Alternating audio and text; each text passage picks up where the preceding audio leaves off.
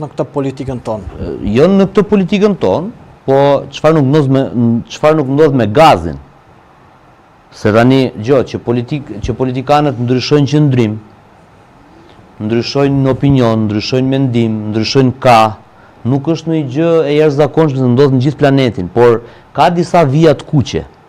Pra në momentin që unë ty të them, ti je një gazetar i shitur, pa moral, pa diplom, nuk di të bësh një pyetje, nuk ke informacion, dhe vije ulëm në këtë karrige këtu, unë jam minimalisht si ti. Pra unë shkoj dhe ulëm të një koleg që e vlerësoj për kontributin që jep ndaj shoqërisë. Unë ka televizion që nuk shkoj. Po, për çështje zgjedhjesh. Çështje zgjedhje sepse unë tek media ime kam shkruar që unë kam dyshimet e mia si financohen ato media dhe për çfarë qëllimesh janë ngritur. Po, është çështje morale me vetvete. Patjetër. Në këtë kuptim, gazi ka kaluar çdo limit. Pra, gazi e ka bërë çka pasur për të bërë. Ka marrë dosjen dhe ja ka çuar spakut. Ai është akt. Pjesa tjetër që shkon të bëhet nën kryetari i doktorit dhe ka sekretar përgjithshëm flamurin, është mungesa e shtyllës kurrizore të gazit, që ai e kamuflon me pjesën politik, bashkim, diversitet e më thash. Por këto janë muhabete që vetëm sa e delegitimojnë dhe e bjerrin besimin tek skuadra e Partisë Demokratike. Kështu që në këtë kuptim, gazi nuk surprizohem fare unë që të jetë tani duke bërë gati një qasje tjetër në raport me këtë çështje. Qasje tjetër në raport me këtë çështje? Po, mund të thotë për shembull, nëse dje i ka besuar spakut dhe ka shkuar e ka denoncuar, po mund dalë dhe mund thotë që po bëhet gjyq politik ndaj filanit, e më the thash se unë kam çuar diçka për këtë, por ata kanë shpifur në gjëra tjetër.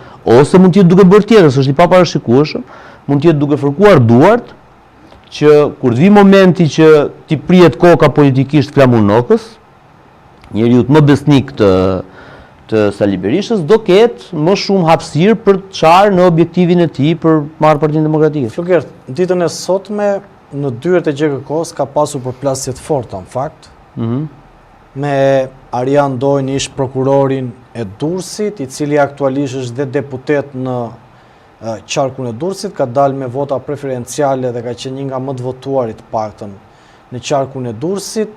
Ka pasur akuzat forta nga kandidatët tjerë që mund të jetë favorizuar zotin Dojnë në këtë panoram, por gjithashtu edhe për diskutuar fakt për plasjen e fortë që ai pati sot në GKK me Plaren Dervishajn.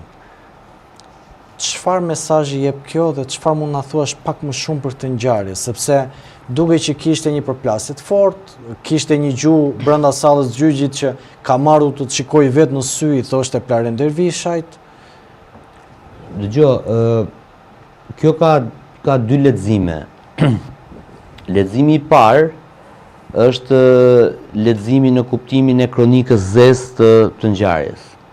Pra, ndaj Zotit Ndoj, ku ishte brenda edhe një eksponent i botës krimit para disa vitesh, është kryer një atentat ku ka ndruar jetë një fatkeq që ishte në mjet, por jo ai Rumi jashtë quajtur. Po, Rumi Shia. Apo Ndoj fatmirësisht që dhe nga ai diskutim që ka ndodhur, unë arrit kuptoj ose të parafytyroj se sa e tmerrshme dhe se sa e padrejt ka qenë drejtësia dje, mund të jetë dhe sot, nuk po them që sot ndriçohet.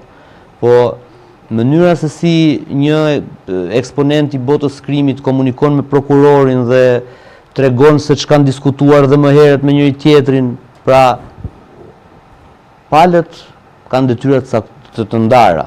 Prokurori ka detyrë të hetojë, ndërsa ai zotria eksponenti atje ka zgjedhur jetën e tij të kryejë vepra penale, më se thash.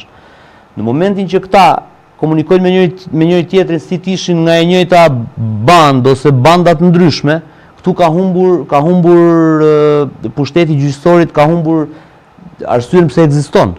Pra ti je aty për të hetuar, por në fakt komunikon me të si ai ose si shok, nuk ka rëndësi. Pra në çdo rast ti nuk mund të komunikosh si prokuror me një eksponent botës krimit, as sikur je një antar bande, as sikur je një kundërshtar i asaj bande, as sikur je një mik i atij zotërisë. Ti nuk mund të jesh mik për shkak të pozicionit dhe punës që ke. Kështu që në këtë kuptim kjo është e para. Në kuptimin e asaj që thot Dervisha që erdhë të shohë në sy e kështu me radhë, mua më duket sikur kërcënon. Që thënë ndoj këtit Dervisha sepse Dervisha. Po pra, ndjes, ndoj Dervishajt është sikur ngjan edhe si një lloj presioni në një farë mënyre, por mund të jetë dhe krejt e kundërta. Mund të jetë ngjan si presion sepse sikur i thotë që unë di shumë dhe mund të them shumë që mund të gjys shumë më thellë, por nga ana tjetër mund të jetë dhe e kundërta, që erdha të të shoh në sy dhe të të them që unë mund të kem mëkatet dhe kusuret e mia, por në raport me këtë çështje ti e di që unë s'kam asnjë lidhje dhe mos më merr në qafë kot, mos më bjerë në qafë kot, pra nuk duhet detyrimisht ta bëjmë dhe ndojnë me fajore. Në faj ndojt, moral, se ligjore, ku diun se çfarë është hesap tjetër, moral është që ka qenë me eksponent botës krimit në atë kohë në mjet, që moralisht ai duhet ishte përballë krimit dhe jo në një makinë. Patjetër, se nuk ka qenë makinën e policisë, duke shoqëruar për në qeli, ka qenë makinën personale. Në kuptimin politik pastaj, këtu është qesharake, komplet, ose tragjike, se si është zgjedhur deputet zoti Ndoj, por nga ana tjetër ka përflitet për këto lloj historish dhe për këto lloj marrëdhëniesh me botën e errët.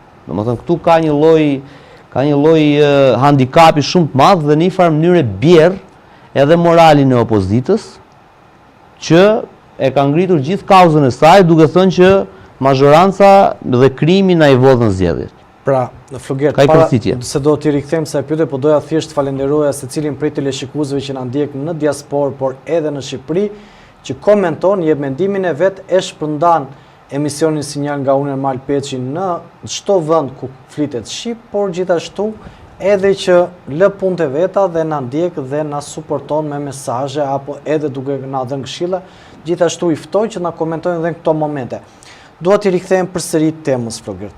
Ju thoni që tashmë fakti që zoti Ndoj është zyrtarisht deputet i Partisë Demokratike e rëndon moralisht zotin Berisha, sepse për sa kohë nuk ka një vendim gjykate që zoti Ndoj të ketë shkelur në një ligj, ai nuk ka pse të shigjetohet apo të bëhet me faj.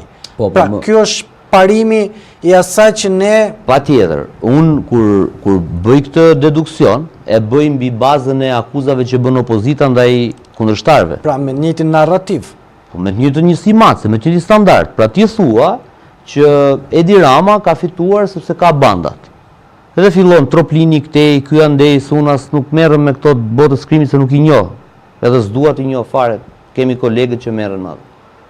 Por në momentin që ti përdor këtë standard dhe bën këto akuza, ti duhet të kthesh syt nga vetja. Je vetë që libar nga ana morale, se unë nuk kush jam unë që të bëj të fajshëm ligjërisht zotin Ndojore, absolutisht. Ati të bravo i qoftë që ka punuar, ka fituar, e më se thash.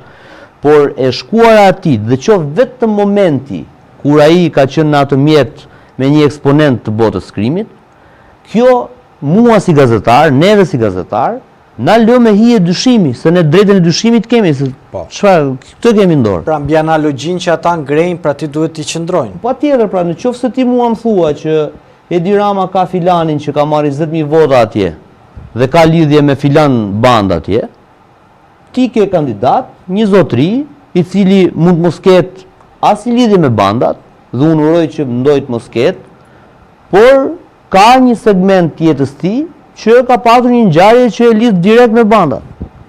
Këtu ty të ka rënë narrativa. Pastaj, kur shkon dhe në sallë gjyqit dhe përballet me eksponentët më të lartë botës krimit, me ta, dhe bëjnë diskutime se si këta kanë komunikuar dhe tjetër me një tjetrin, këtu mi rrit dyshimet mua kjo historia. Dhe gjitha këto, duke e lënë anën juridike të merret gjykata dhe Ndoj uroj të jeti pa